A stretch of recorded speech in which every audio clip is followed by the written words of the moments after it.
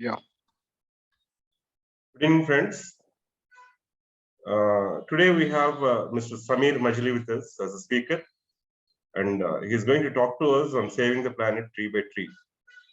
So, due to time limitations, we are not doing any other business to begin with. We straight away go with the speaker's talk at the end, last 15 minutes, then any announcements, rest of the things we are going to handle it. So I request Sagar Vishwas to introduce the speaker for the evening. Thank you. Good evening, Rotarians and guests. It's truly a privilege to introduce Samir Majli. Why it is so special is because throughout my life, or maybe most of you would resonate with this, is that we feel very strongly about some issues, about some social issues or environmental issues, and we also take actions. But there are some people who really devote their everything and give it their 100% and work relentlessly for one cause and around this. I'm sure we all know quite a few people like this, and today we have one such person among us. Samir Majli belongs to Belgavi in Karnataka. He's a science graduate. He interned with Dr. C.N.R. Rao at the Indian Institute of Sciences, Bangalore, and thereafter completed his BTech in Food and Fermentation Technology at the Institute of Chemical Technology in Mumbai. He worked and then also ran a business around food technology for 12 years and has experience in food and vegetable processing. And thereafter, he became an educationist with over 20 years of experience in specifically training students and academic counseling, with emphasis on problem-based project learning and career building. For the last 6 years or so, he founded this organization called the Green Saviours Association, an ecological restoration organization at Belgavi.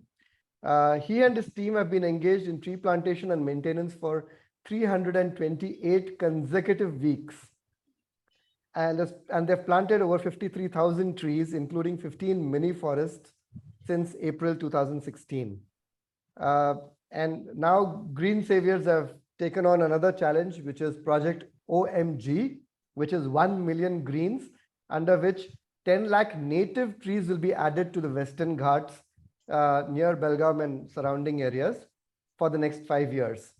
The idea is not just to plant trees, but also create economic opportunities for the tribals. And it's not just about planting trees, but also doing them in a very balanced way. And Samir is today going to talk to us about how climate or initiatives taken in one part of the country or even one part of the world have profound effects on climate across the country or the globe. So without much ado, over to you, Samir. Thank you, Sagar, and thank you, Rotarians, for having me over. I'm sort of on the other side of the country in terms of the Ghats, and it feels nice to be talking to people out in the Eastern Ghats while I'm sitting in the Western Ghats. I will just run you through a few things that I have planned, and at the end of it, I would leave it open for some questions, and I hope there are quite a few questions.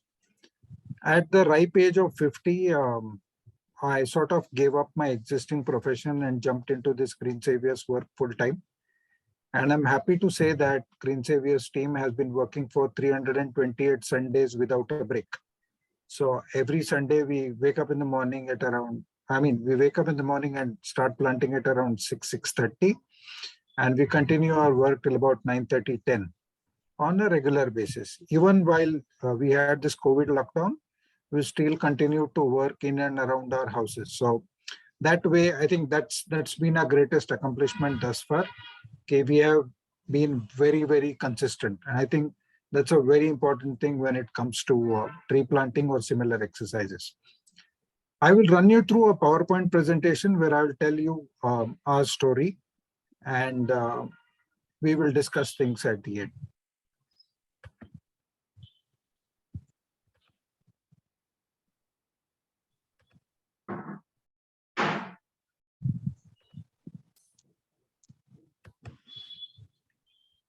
Yeah, are you able to see the PowerPoint?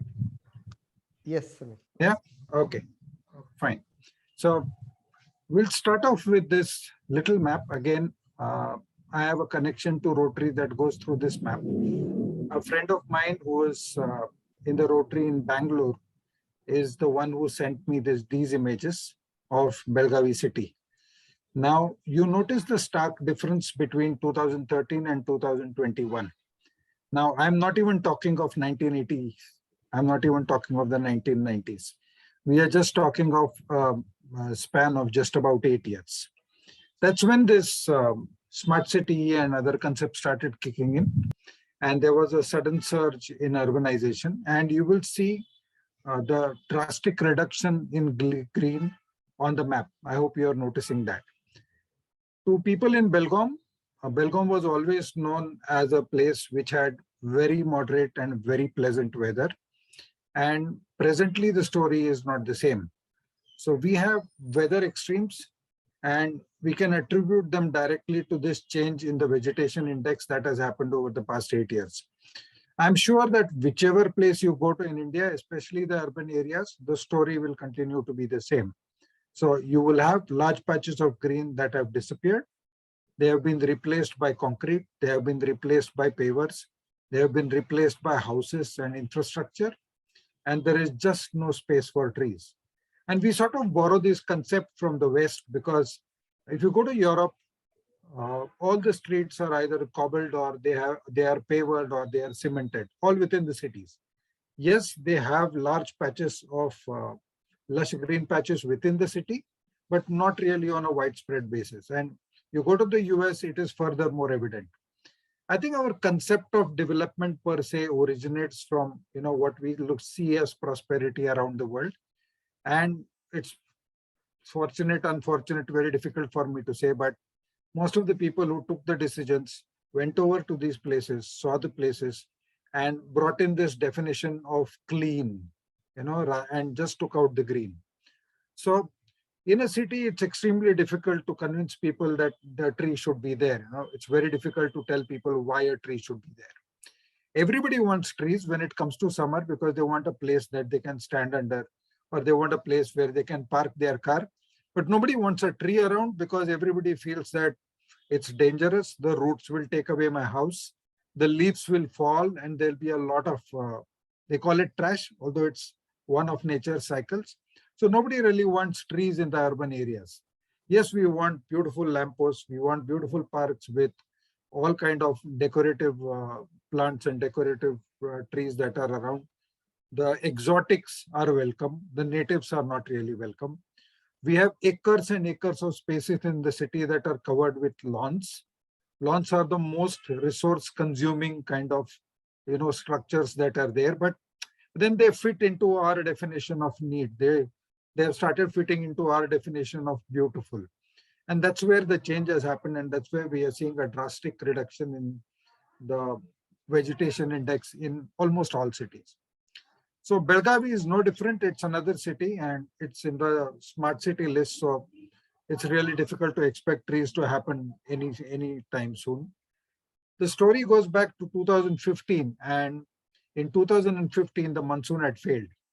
And in 2016 April, the price of a tanker in Belgaum was around 750 rupees. Now, we used to have a tanker of water at around 200 rupees. And when it came up to 750 rupees, one day morning when I was walking, I said, what if it doesn't rain in 2016? So there is no way out, right? Just like you can't pretend about money, you can't pretend about water. And that same story is stuck in my mind for a very long time. And then this idea from school came, which is, if you plant trees, it will rain. It's a pretty simple thought that they put into your head in school, but we sort of forget it, as we go on in life. So I said, let me take a shot at this and let's see if we can build something out of this. So I put it up on Facebook, and I would like to, confirm that Green Saviours is largely existing because of Facebook and the kind of people who joined us on Facebook. So with due respect to whatever criticism is there about social media, I believe it's important because the entire Green Saviours organization has stood because of what we do on Facebook. So in 2016, on 10th of April, we started our first planting drive. And during the first drive itself, one member said, let's do it every Sunday. So it stuck to us as a mantra, and we have been planting trees every Sunday. Yes, we have done mistakes down the line, but it has been a learning curve. And as long as we are working with nature, I guess the learning curve is going to continue. Multiple lifetimes will not really be sufficient to truly understand nature's cycles, its mysteries, its complications, and its effortless working. So I will just like to run you through the Green Saviours story and through the project 1 Million Greens. So it all started because of these facts that emerge. We are losing about 10 million hectares of forests every year. And I'm sure that this is happening in India. Although we see, there was a report that said that India and China are greener than they were before. But then it's not just important to be green on Google Maps. It's also important to understand what true green is. So you replace a forest, you replace a native forest with a plantation, let's say of Nilgiri, of say acacia, or let's say mango, you are not exactly regenerating an ecosystem. Earlier, the madness was with planting teak. Then they started planting Nilgiri. Then they started planting acacia. Right now, the game in the Konkan is mango. The game in and around Belgaum is cashew. So we have replaced large patches of forest by monoculture plantations, and this is not really helping. As a result, we have urban heat islands that are emerging, and the temperature in Belgaum, when I was small, I remember, once the temperature touched about 34, it used to start to rain. Belgaum has always been this pleasant. Now the temperature touches 38 and we are still waiting for rain. Thankfully, maybe because of our proximity to the Western Ghats, we are still not crossing 40. I'm sure that you know 40. I know 40 because I was in Chittoor. I know 40 because there used to be a power cut in Chittoor every night. So I remember how I used to sleep. So I know 40, but I wouldn't like that 40 to come to Belgaum because that's not Belgaum, right? There are certain regions that are hot. There are certain regions that are supposed to be beautiful because of their proximity to certain ecosystems, and that's what Belgaum is. But you put in cement and you put in pavers into a city, and you start creating spaces that heat up during the day, and at night, along the temperature gradient, you have heat that is emanating from all these structures. So night temperatures are dramatically altered. In Belgaum, earlier when we were small, we didn't even need fans. Now you can't live without an AC. And I'm sure that the same is the story that is evolving in most of the cities that are around. So we are creating urban heat islands, and nobody is really paying heed to this because of our so-called perception of beautiful, which is based on so-called Western philosophy. I don't know whether Western philosophy says this, but it's blind imitation because of which we have brought it to our spaces. The current rate of biodiversity loss is staggering, okay? And India is also going to be affected. There are going to be species that will only remain in a photograph. I hope you have seen that Vidya Balan film about tigers, right? Sherni. I hope you have seen that film. Now, in that film, the best part of the film is the last scene, which is maybe about 5 seconds or 10 seconds of the film. And in that scene, Vidya Balan, who was a forest ranger, has been shifted and transferred into a museum that has stuffed animals. Unless we really take action and try and rectify whatever harm we have done to our ecosystems, that's where the stage is going to go now. And hundreds of species of trees, hundreds of species of flowering plants, hundreds of species of birds, insects, mammals, you name them, are severely threatened. So we might end up having them only in movies. 33% of the earth soils are already degraded, and thankfully, we have a campaign that's been done by Sadhguru saying save the soil, but it needs to really trickle down to people at the grassroots levels. Otherwise, we are going to have a major food crisis. So with all this philosophy, the Green Saviours has been working relentlessly for the past 328 Sundays. Now, what we do? We do tree plantation. I mean, it's simple, right? You just dig a pit, you take out a sapling, you dump it in, you cover it with soil, you add manure, you add water, and it grows. Not all that easy. Sounds nice when you're doing it once a year, but if you're trying to do it on a regular basis, it becomes difficult, because that's when you also start looking at whether the tree survives, how the tree grows, and what are the problems faced by the trees. So we have planted 53,000 trees and we have a survival of around 70%. We want to improve this. Our earlier survival rates were extremely low, but once we moved on to a different method of plantation, our survival rates dramatically went up. So we moved on from tree planting to what we call as forest making. So, human beings have a funny way of doing things. We put in the rules where there aren't any, and that's what we have done with trees. Because you ask anybody, they will say trees are supposed to be planted at a distance of 10 feet from each other or 8 feet from each other, depending on the species. If you want a tree like a mango, which has to be productive, then it has to be planted 15 feet from each other. But then that's not how nature works. Nature is never really organized in terms of having a foot rule which decides how much space is between trees. You go to a forest and you'll see hundreds of trees living close together. Hundreds of trees living close together. You have a tree and you have another small seed that has been converted into a sapling that is under the tree. And what do we call it? We say that trees do not grow in the shade of other trees. True. Trees do not grow in the shade of other trees. They grow slowly in the shade of other trees. But then our growth perspective and our rules are coming out of the fact that we are looking at a timeline which is only as long as our own lifespans. So when you go and try and look at it from the tree perspective, a tree is not looking at a living lifespan of 60 years or 50 years. The lifespan of a tree can, in some cases, can almost be indefinite. Let's say the banyan, or let's say the people, it can go on and on and on. But in our timeline, the tree doesn't seem to grow. But that small tree, which is growing under a large tree, is in fact waiting. And it is waiting because nature says this is how you grow. So once the tall tree grows really tall, it becomes old. Parts of it start to dry. The sunlight will start creeping in. And the sunlight will feed this little sapling which is at the bottom. And it will start growing again. So the tree is not growing as far as our timeline is concerned. But as far as nature's timeline is concerned, it is only waiting for its turn to grow. And this can take years. Is something that we fail to perceive. So we adopted the Miyawaki method of plantation, although we have modified it subsequently. In a Miyawaki method of plantation, depending upon the kind of location we are, we can plant trees at a distance of around 2.5 to 3 feet from each other. And we have a density of around 200 to 250 trees per 1,000 square feet. So that's about 1,000 trees in about 4 guntas of land. And it grows beautifully. I've just shown you pictures here. Now, that's me.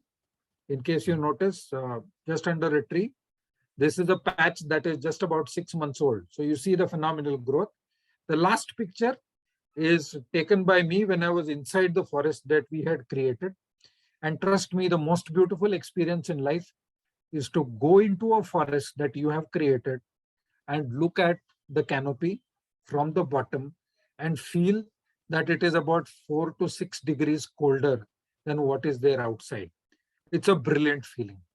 The entire space is covered, is full of life. There are insects of all kinds. There are butterflies, there are bees. I used to be super scared. I'm still scared, but then once it comes to a forest, there are snakes in our forest. And once there are snakes in a forest, you really know that it is a least disturbed kind of a space, because the moment there's a human disturbance, the snakes will tend to run away. So we have created this lush green spaces, and out of these, one of the forests that we have created, I'm happy to say, is at Belgavi Airport. And we have just created the second forest at Belgavi Airport in the month of January, and that was another, both of them are about 5,000 trees each. And both of these are evolving into fantastic forest spaces. So we have about 14 mini forests with a survival rate of over 90%. Actually, it can go to around 100% plus. Now you'll ask me why 100% plus, because that really doesn't fall into our kind of statistics. 100% plus because after a period in time, you have birds coming there, they'll drop other seeds. So you had planted 5,000 trees, you will end up having 5,100 trees in the same space, because those seeds that are dropped by the birds will germinate and they also will start growing. Because the trees are in close proximity, they grow faster, they grow taller, because they're competing for light. And it's a beautiful feeling to be in such a space.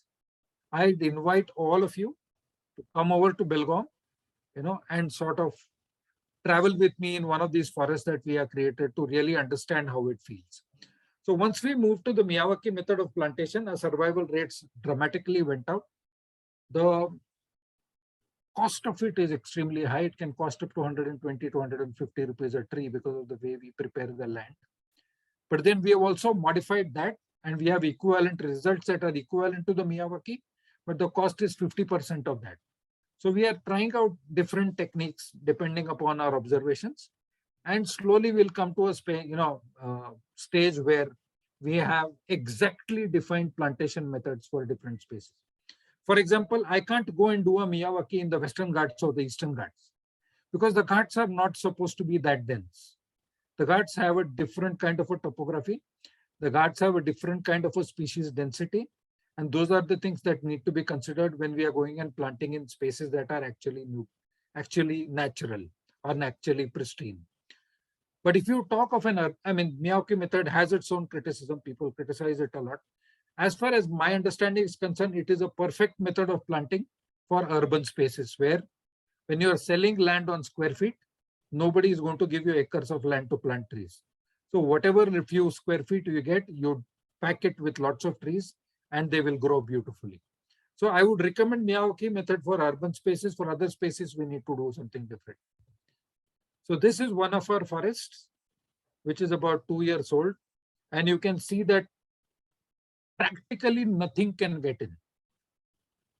You really can't get into this, So it's a lush green patch that has around 35 to 40 species of trees. And this happens in just about 2 years. A normal tree in 2 years would grow only, let's say, about 4 feet, 5 feet maximum, if you have planted it around 1.5 feet. But if you go by this method, a tree can grow as tall as 10 feet, 12 feet within a year. It all depends on the species again. And what is our definition of a tree? Our definition of a tree is that we have a trunk and we have a canopy at the top. That's a standard definition of tree. That's how we draw trees right since we were, we have drawn trees right since we were small. Now, in this space, no tree has its individual canopy, but they have something called as a collective canopy. And each of these trees has picked up some space within this canopy, and it picks up whatever resources it wants. The second best part of it is that, you go to a place where there's a monoculture plantation, or you go to a city where you have trees planted far away from each other, you will see disease on the trees.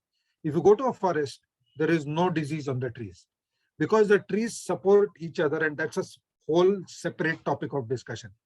So even if in this planting this Miyawaki, you plant in a tree that was not really healthy, after about 20 days or 30 days, you will see that the infection on the tree has gone away. And we have literally seen this with 2 or 3 species. That's because trees exchange resources. There's a lot of magic that happens there, which we really don't understand. There's a lot of that which really doesn't come into textbooks. So new textbooks need to be written, and let's hope that someday we'll be able to write the same. So this is our team. We have people from all walks of life. We have people of all ages, and we plant on all days in the year. So whether it is Ganesha festival, or it is Diwali, or it is Christmas, or it is Eid, doesn't matter for us. If it is a Sunday, we are out and we are planting. So this is wonderful camaraderie there. There's some wonderful relationships that have built up. And some people come just for the fun of it. And that's our whole intention. The intention is to get people to connect with nature and to connect with each other. So this is sort of the team of inseparables. Our youngest member used to be around 5 years old. Now she's grown up, because we are now 6 years old. And our oldest member is about 75. So you sort of understand. And what does the 75-year-old gentleman do? The 5-year-old plays in the soil. Okay, the teen tries to plant. The middle-aged is strong enough to dig and plant and do all that. the 75-year-old goes around and distributes biscuits to everybody. So everybody has their simple self-assumed role in the team, and they do their work seamlessly. There are no targets. You are allowed to do mistakes. You are allowed to make mistakes, although it's not really fair to repeat them. But there are no rules, no regulations, just pure fun, because there are no rules in nature. Everything is random. So why should Green Saviours have any rules? So we just make sure that people connect with the soil. And I think that's something that we have been able to achieve very beautifully. In 2021, we started this project called as 1 Million Greens. And this came up with an idea from one of my friends who said, let's quantify your projects. So we want to add 1 million trees to planet Earth. The target is 2025 or maybe 26 because COVID interrupted 1 year pretty bad. So 2025 or 2026, we want to add 1 million trees. Now, what are the kind of trees that we want to add? We have started a study of native species and we only want to add native species. Now, I say trees here because that's something that people understand.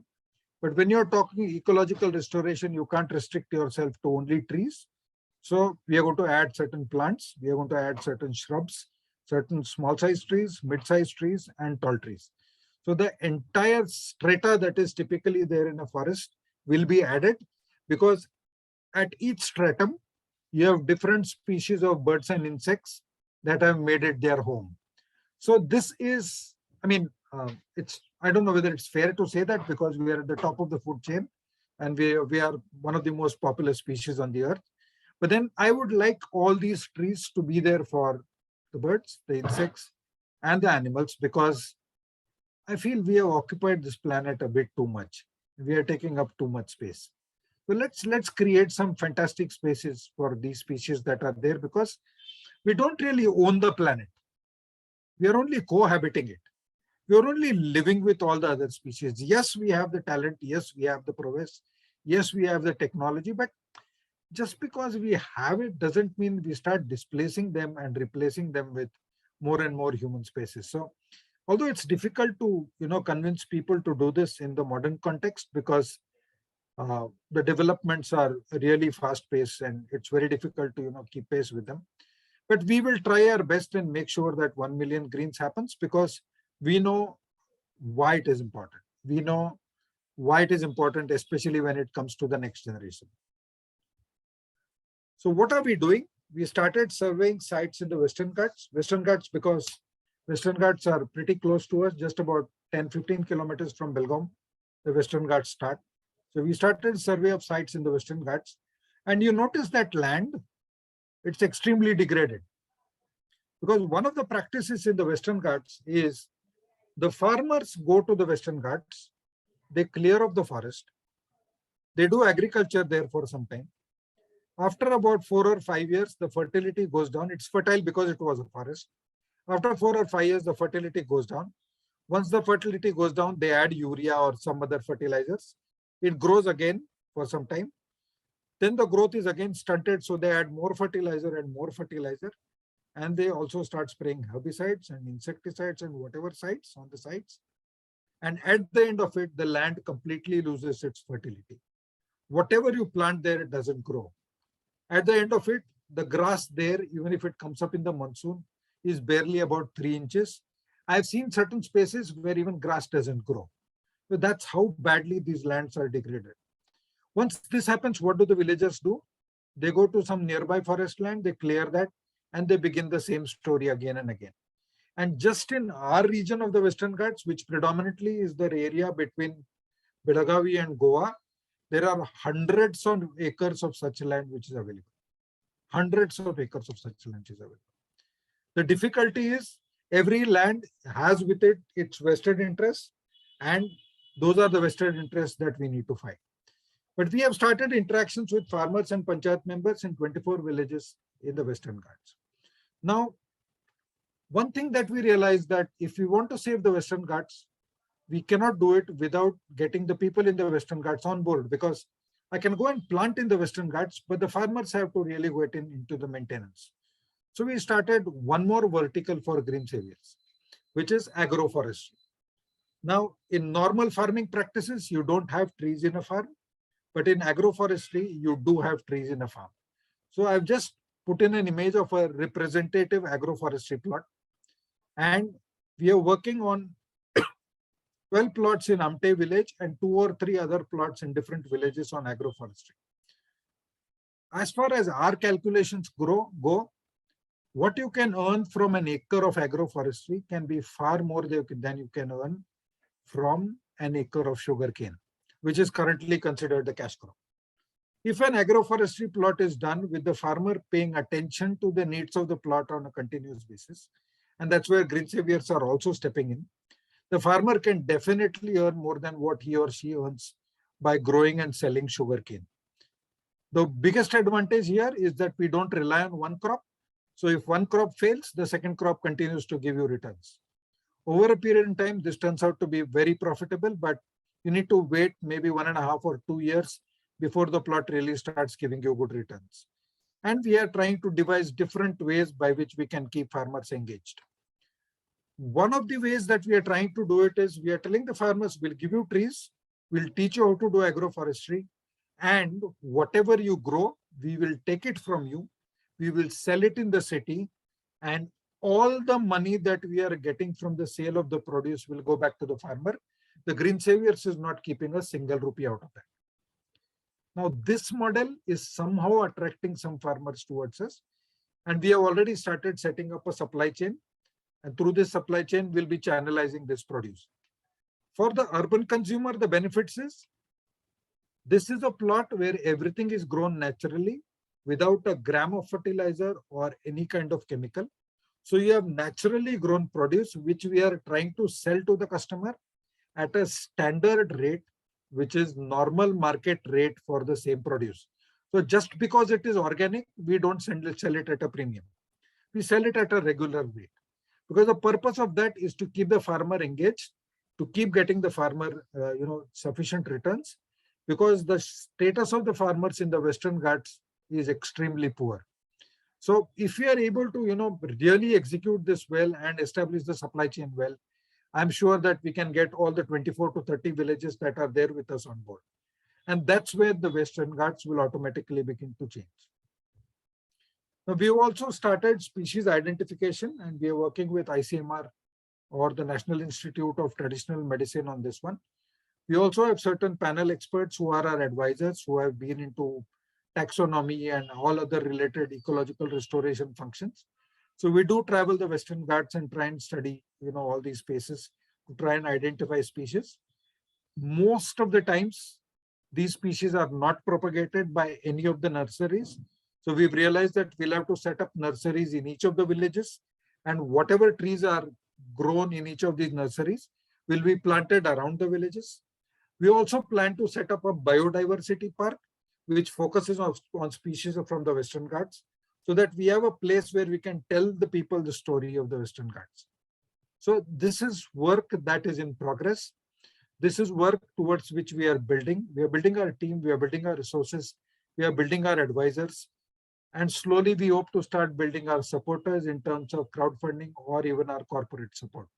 Because the one drawback about tree planting and ecological restoration projects is that they are quite expensive. But that's okay. I mean, if fate could give us an idea of what is to be done, then fate will also give us the money that is required for it. That's a simple thought with which we have been working with Green Saviours, because in the past 6 years, it has never happened that when the Green Saviours needed funds, the funds did not come. It's never happened. So we really haven't had to go around asking people for money.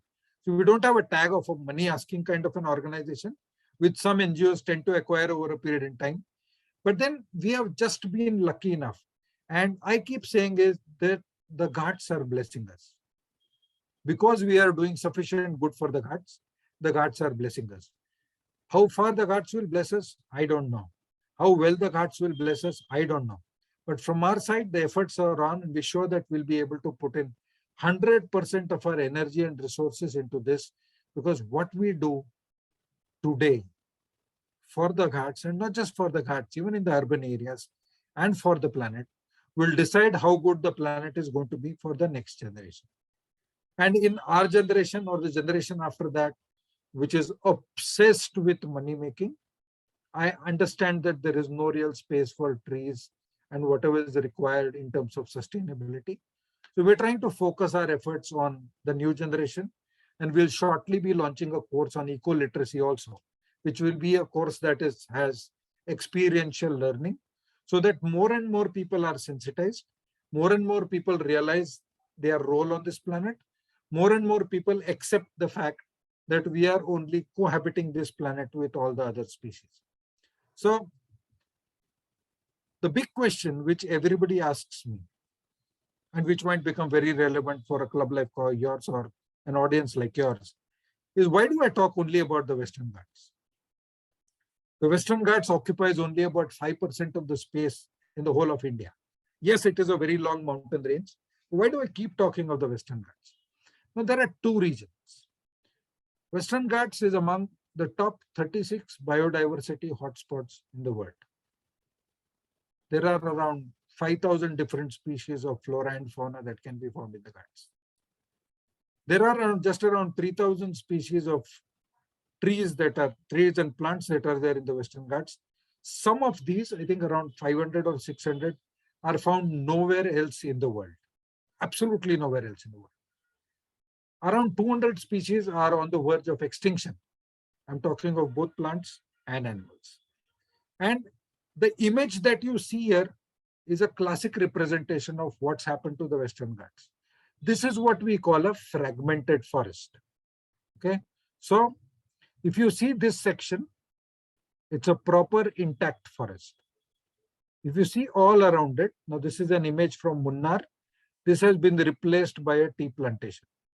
This process of degradation was started by the British somewhere in the 18th century, and we have also continued with the same. So regardless of what you tell people, this is going to continue.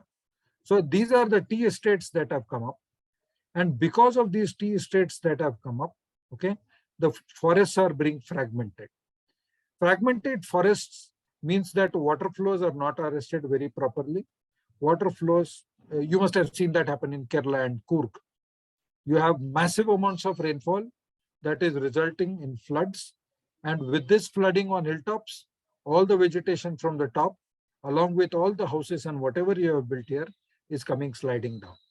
The second biggest problem is what you see at the bottom, which is the road. And we are busy building large size roads in ecologically sensitive areas. Now, for example, what happens is when they talk of a road building, they say that this highway is going to be constructed and 22,000 trees will be cut. But their definition of trees are only the tall trees. Their definition of trees does not include the small trees, does not include the small shrubs, and does not include what is going to happen to all the species that are dependent on these trees and on these shrubs. There are single examples of trees in the Ghats which are home to around 20 to 25 species of butterflies. You take away these trees and imagine what happens to the butterfly population. The second issue of Western Ghats arises out of the fact that how is it relevant? How is it relevant to somebody who's not living in the Western Ghats? It's very simple. Nothing in the world is an isolated event. Nothing in the world is an isolated event. Our monsoon is decided by an ocean current which happens thousands and thousands of miles away from here. So when there is deforestation happening in Brazil, we can't sit here and feel that it's not going to impact us. We just don't have a direct correlation. What happens in the Western Ghats impacts around 40 to 50% of India. The rivers originating in the Western Ghats impact the entire South Indian peninsula, including Andhra Pradesh and other areas. I'm sure you'll be aware of how important the Krishna, the Godavari and other rivers are. And these rivers originate in the Western Ghats. Earlier, it used to be a case when the Western Ghats used to hold so much water that all through the year, they used to leave a little bit of water continuously. And we used to have rivers that were perennial, that were always flowing. Come to the Western Ghats now, you have certain rivers that have dried up in the month of January. And that's all happening because of the degradation in the Ghats. Second, once the Western Ghats heats up, the entire southern peninsula heats up. The winds that are coming from this direction, that is the western direction, they affect the entire climate across the south and also across the northern regions. So nothing is an isolated incident. The Western Ghats are a biodiversity hotspot. They decide the climate across 50% of India, and nothing, absolutely nothing, is not connected on this planet. It is just that we don't see it the way it has to be seen. So, for example, in urban areas, people ask me, what happens if we take one tree off? People are really not understanding the long-term impacts of these acts. I just hope that through Green Saviours, we will be able to correct whatever wrong is happening on the planet. We will be able to build up support across the country so that similar initiatives can be started everywhere. We'll be able to somehow get human welfare integrated with planet welfare. We will somehow be able to get the younger generation on board so that more and more youth are working towards restoration. I'm not saying for free. We would love to employ people and take this further, because that's the way to get the new generation to have the planet that they deserve. Otherwise, it's going to be a very tough task in the days ahead. Earlier, we had cyclones only in the Bay of Bengal. Now we have cyclones even in the Arabian Sea. Earlier, we used to have distributed rain across the monsoon. Now we have extreme climate events. Earlier, we used to have water everywhere. Now, urban areas are struggling for water. All these can be resolved if we really understand how trees function, how shrubs function, how grasses function, and how the right type of trees, the right types of shrubs, right types of grasses are necessary for different spaces. If we are able to understand this, if we are able to understand and appreciate this magic, I think we'll be doing a great service to the nation, to the world, to ourselves, and to the upcoming generation. I would definitely love to take any questions that arise after this presentation.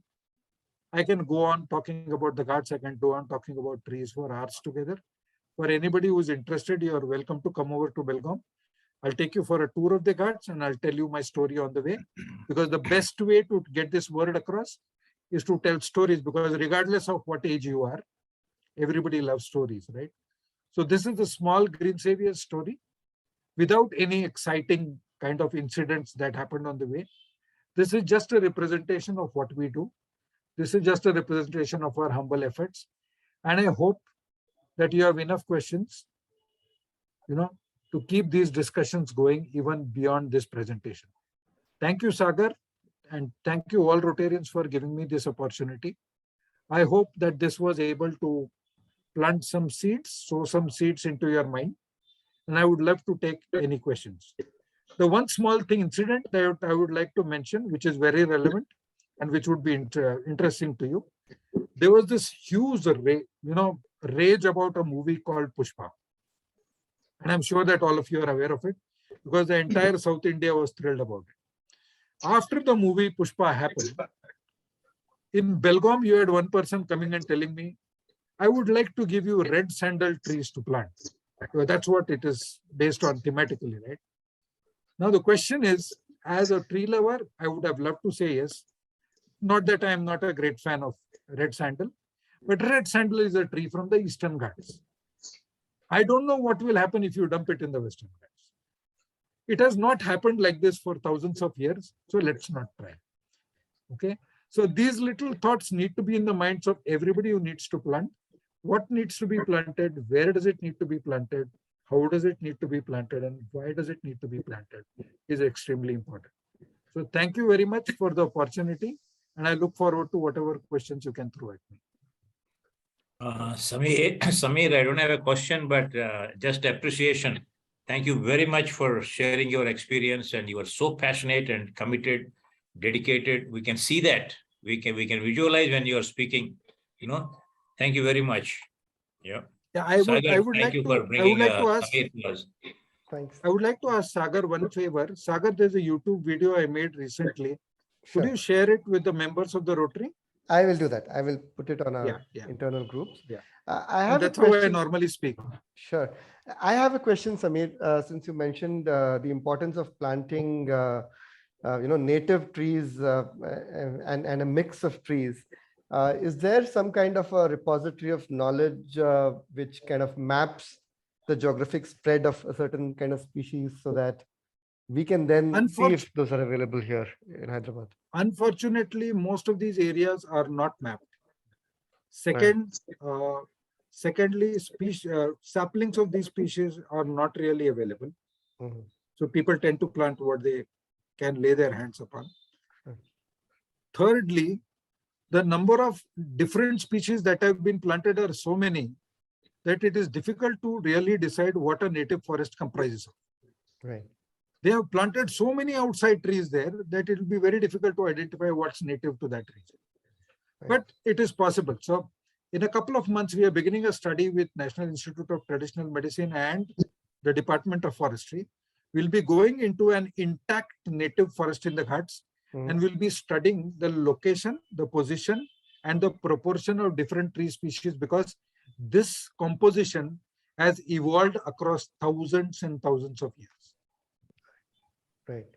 I saw that Pradeep had raised his hand. Pradeep, do you have a question for Samir? Yeah, hi Samir. Hello. Thank you for your insightful presentation. So a few months ago, we had a similar thought process. It's a little similar, but I guess a little different from what you guys were doing.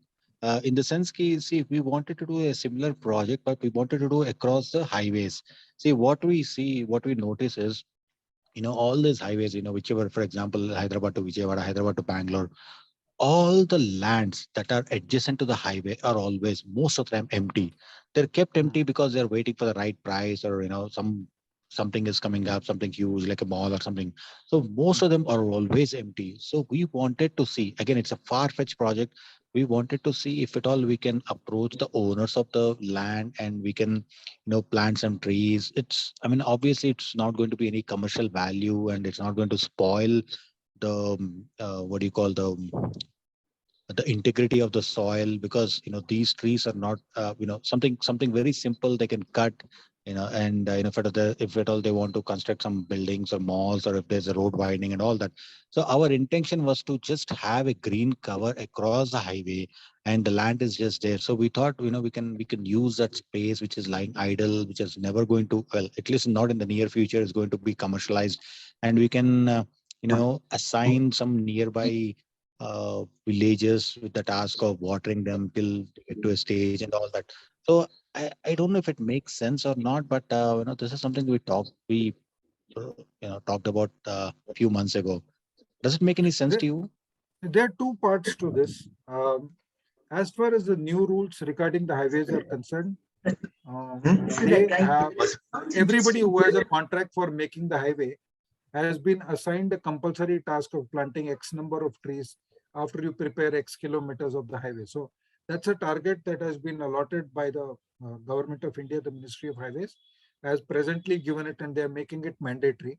That's one good thing that we are noticing. Although we're not really happy about the kind of trees that they are planting and the way in which they are planting, because it doesn't resemble a local ecosystem. The second part of the story is that, like you said, again, the biggest risk along highways is that tomorrow commercial establishments are going to come over there, because the price of the land around the highways is really escalating. And tomorrow there'll be a mall, there'll be a petrol pump, and there'll be whatnot. So currently, I mean, this is my personal opinion, until the infrastructure really settles, let's say over a span of about 5 years or 10 years, when we are really going to be sure about where it is going, I would go a little away from the highway and try and tackle some interior spaces. There's always going to be some spaces in the interior regions which are never going to get that kind of price attention that a highway would bring. So I would plant it slightly away from the highway, because it shouldn't happen that we plant it, grows for about 10 years, and then tomorrow somebody comes and clears it off. So I would rather plant it a little away from the highway, so that we are more assured that this space is not going to be occupied with something else. Yes, and like you said, there would be a lot of private people who sort of own these lands. We can get in touch with them, and we can really decide what is best for this particular space. I hope Yeah, that thank you. answers you. Yeah, Right. thank you. Yeah, the purpose was like multifold there. We also wanted to see if at all we can provide some green cover. Obviously we'll decrease the AC consumption on the highways and all that. So yeah, but as you rightly said, see the advantage is, for example, if you take Hyderabad to Vijayawada, it's about 300 kilometers, right? So it's about 250 or so. If you remove all the villages and all that probably come in between. So at least for about, I would say 100 kilometers, you'll see both sides empty. So I know it's really painful driving on these highways. exactly. So see what we thought is, so what if they cut after 10 years? So you still have that 10 years of time to provide some, some good True. cover, some green cover. So 10 years, even if it's 5 years, I think this still makes sense, is what we thought. Because the problem is, by the time you convince the farmers, by the time you understand the ecosystem, by the time you did all the survey, you need to have a huge team. But this is something that's very, very quick and dirty method. Is it a good way? I don't know. But something is better than nothing is probably what we thought. It So yeah, won't be rocket science. It won't be rocket science to right. try and identify what can be planted there. Depending upon the kind of terrain, we can decide what to plant there and how to plant there. So if you really need whatever little help, I can give in terms of suggestions. If you really need them for doing that job, I would be most happy. Definitely, I'll reach out to you. Yeah. We have a team who are some horticulturists and all that. I mean, we have some agriculture background people working in horticulture university and all in our team. So that's how the whole idea kicked in. So, I have anyways, a small issue here. I mean, oh, because you okay. talked about horticulture. No, I mean the Uh, team from all these branches of agriculture, not just the horticulture per se. yeah, because what happens is they have these rules and regulations going by the book. There should be Right. 15 feet of distance between every tree. The horticultural department in Belgaum has a scheme to plant 1 crore trees. Okay. And I was going to step in and help. But you know what their rule is? The same species should be planted across 1 acre. I said, that's the first rule that I'm going to break. I'm never Right. going to plant the same species across 1 acre. Right. So all Samir, our I missed the books, first. I'm sorry. I think, yeah, I understand. I think Samir Samir, I has missed the got first some, few minutes of your talk. Pradeep, I One think, last question. yeah. Ravi, if I may, please.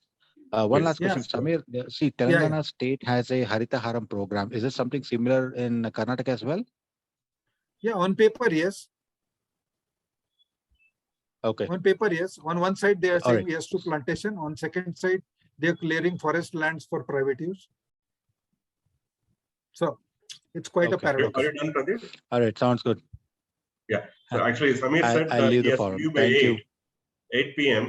So we are running short of time because we have to allow him to leave. So one last question, actually, Nagaraj has raised his hand. We'll ask him to do it. And anything, I think Sagar can share his number. If Yes, any one of you I'll- have got any more questions, I think you can talk to him I later. request all of you to get in touch with me. Yes, Yeah, I'll share your number and email and everything with, Yeah, with please the group. Please. And do you have one more minute, Mr. Samir? One more question? Can you take? Can you take one more question? Yeah, Nagaraj, go ahead. Yeah, thanks much, Ravi. Thanks, Amir, for this session. I have seen your focus or interest in the Western Ghats. So I just wanted to understand, do you have any views on the Himalayan areas like Uttarakhand? So last month when I been there, I have seen huge human activity. And when I read something, so the landslides and all are exponentially growing. So do you have some actions or Yeah, thoughts on that? I do. See, the Western Ghats are old mountains. They are supposed to be very stable. So if you have a landslide in the Western Ghats, it can never be a natural disaster. It's always a man-made disaster. That's rule number 1. If you talk of the Himalayas, if you remember our ancestors, they used to go for pilgrimages when they were old, and they used to go to all these places in the Himalayas. And only limited number of people used to go there. Those are not regions where thousands and thousands of human beings should throng together. Now we've started building big roads through the Himalayas. Himalayas compared to the Western Ghats are relatively young mountains. If you make roads there are going to be landslides every year. And that's what's happening in Himachal. That's what is happening in Nainital, Mussoorie, Dehradun. That's what is happening in Uttarakhand. And that will continue to happen because you cannot tamper with a structure that has geologically not stabilized. So that's what's a the solution? very, very bad thing. What's the solution? There's no solution. If you build big roads there, they're going to come crashing down. Yeah, I was feeling the same. And Unfortunately, there's nothing you can do. okay, thanks. Very Thanks. few, I'll very get few in things. touch with you. I have many thoughts and ideas. Yeah, I'll get in touch with you. Thank you. Yeah, okay. Yeah. Thank you, Natureman Samir Majli. Thanks for joining Thank us. you, sir. Yeah, And and your Samir, session was as beautiful as nature. It was so relevant. We all touched all our members. So on Thank behalf of you. all the entire club, we extend our warm wishes to you and your mission. Such a great mission. We admire your passion. Once again, thank you so much. Maybe I'll ask Sagar to share your number to among our members. In case if they have any more questions, they'll reach out to you. Please do. Thank you very much. For thanks, Samir. your time. Yeah. Members Also- actually, since Yeah, and before you please leave, go ahead. Samir, please also, if you can take some time to read all the wonderful text messages that have come in the chat window. Yeah, I will do that. Yeah, please have a look. Yeah. Actually, remember Samir said that he has to join some other meeting by 8. Yeah. So that's the reason I had to Yeah. rush up and You have a out of the hard stop. timing also. So thank you, Samir, for being with us this evening. Thanks everyone for the encouragement. Let's keep in touch. Thanks. Okay. Thanks, Samir. Bye-bye. Thanks for the Big round encouraging of, big round of message. applause to you. Thank you, sir. Thank you. Humbled. Thank you. Thank you. So before we move on to the next topic, I'd like to recognize the guest of today. We have Mr. Rotarian Paniraj from Tirupati. He's the secretary of Tirupati Club. And then we have a few more members who has joined today this meeting. G. Srinivas is here. This is his third meeting. Introduced by Uttej. We have Devendra Reddy, introduced by Chekri. This is his second meeting. Can you focus them, or can we at least you raise your hand so that people can recognize you? And we have Vijay Bhaskar Reddy, introduced by Chekri. And we have R.S. Vasu. Again, he's also introduced by Chekri. We have Mr. Sambasivarao. So apart from our Sam, we have one more Sambasivarao going to join us. He is introduced by TSC Prasad. This is his first meeting. We have Chaitanya TSC. This is his first meeting. Sanjay introduced by Venkat. This is his first meeting. Somesh Soma. This is also her first meeting. She is also introduced by TSC Prasad. So before we go for the secretary announcements, I hope all of you are aware that on 28th we are going to have district members seminar. Sam is the chairman for the seminar. I'd like to I request Sam to speak few words about the seminar and let non-members are given overview of the seminar. Ravi garu, Ranganathan garu. Sorry. Ranganathan from the North Club, Hyderabad North. This is his second meeting. Sorry, I missed him out. He is not from So Hyderabad. members, He's not we Rotarian. welcome you all to Rotary Club of Jubilee Hills. Wish you all the best. Good luck. Over to Sam. Friends, good evening. As Ravi said, we have an opportunity to host an important district seminar. Usually, membership seminar, foundation seminar, public image seminar, and the conference. These are the important functions of any Rotary district. And we have an opportunity to host one of the important seminars, that is district membership seminar. And our Governor Rajshekar Reddy has given to us with the full of confidence that we do a good job, because we have proved ourselves many times. And again, this time we are going to prove ourselves. So for this, of course, you started registering. Please register for that. And we need volunteers. We need volunteers, in the area of registrations, in the area of, it is going to be in Daspalla. Daspalla, next to the hotel, we have this convention center. We have taken the one floor. So it's a beautiful venue.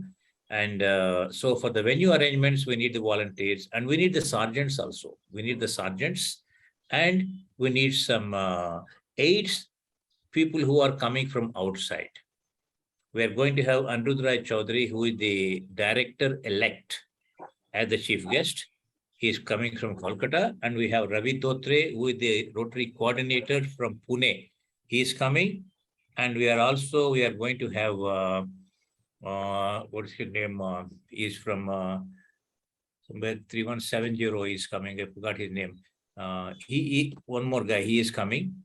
So we need three volunteers to be the aides to our visiting Rotarians who are our guests. You know, they need to take them. They need to receive them at the airport and take care of them till they leave. So please come forward and give your names to our President Ravi, and we will see that. So friends, this is our function, and we have to prove, and we have to take it as if it is a marriage in our house. Like our daughter or son or granddaughter, grandson, someone is getting married, how we take care of the guests. We have to take care of the guests from other clubs, other Rotarians from the other clubs of our district 3150. That's all counts. People, when they come there, they don't bother about who is coming, who is speaking, and I don't know how many people listen to them and all that. But the thing is how we take care of them. You know, the hospitality is most important, which we are famous for, and we are going to repeat that with your cooperation. We want everyone to be there. We want everyone to be there. It's a great experience. It's a great learning experience also for all the members who have joined in the last 2 to 3 years. So please be there, friends. Any question or any doubt, you can call me or Ravi or any one of our members who are active at any time. You know, let us do it. Okay, thank you. Thank you, Ravi. Thank you, Sam. Balgott Reddy already volunteered. Thank you so much. Dear friends, let's look forward for a greater number of participation, and as well as Sam said, our volunteering to organize a meeting in a big way. And anyone who is keen to come forward may text me on my personal window or call me anytime, and let us work together for making the event a grand success. And next week, we are going to have a very beautiful speaker session. One Lieutenant General Arun of Dakshin Bharat, that means he holds a very top rank. He is going to come to our club for a speaker session. He's going to talk to us on the topic, the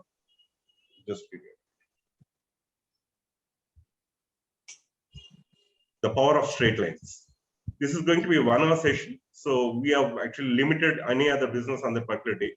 We are going to start the session because it's going to, usually we allow speakers to speak to us for 45 minutes, but he specifically requested us that, his session usually comprises of it, since it's going to be very powerful. 1 hour he has asked us. So for that particular day, we don't do any other discussions except the speaker meeting. We start our fellowship by 6:45 to 7:15. 7:15, he's a military man, so we have to follow the discipline also. 7:15, let's all take our respective positions. Let's not move here and there. 7:20 to 8:20 is his session. 8:20 will, and next 10 minutes is for vote of thanks and water. So please do join us in great number and make use of this opportunity. And he has been so kind enough to come to our club. He's coming all the way from Chennai for the session. I hope you understand the importance of it. And that's all from my end. Over to, for a change, instead of Meera, we have Shweta today, Joint Secretary. She's going to give Secretary's announcements. Over to Shweta. Yeah. Hi, Shweta, good evening, everyone. Yeah, I'm here. So good evening, everyone. The following are the in-person announcements this evening for the birthdays that are coming up. So on the 10th of August, we'll have Mr. Venkat Krishna Rao, who will be celebrating his birthday. On the 12th, we have Satya Pinjala, Usha Pangaluru, NDV Prasad, Ashutosh Varshis celebrating their birthdays. On the 14th, we have Ramna Reddy. On the 15th, we have Sudhakar and Mr. Radhakrishna. And moving on to anniversaries, on the 9th of August, we have Srinivasara Patipati, and on the 11th, Mallikarjun Reddy, 13th, Mr. Suresh Turlapati and TT Reddy.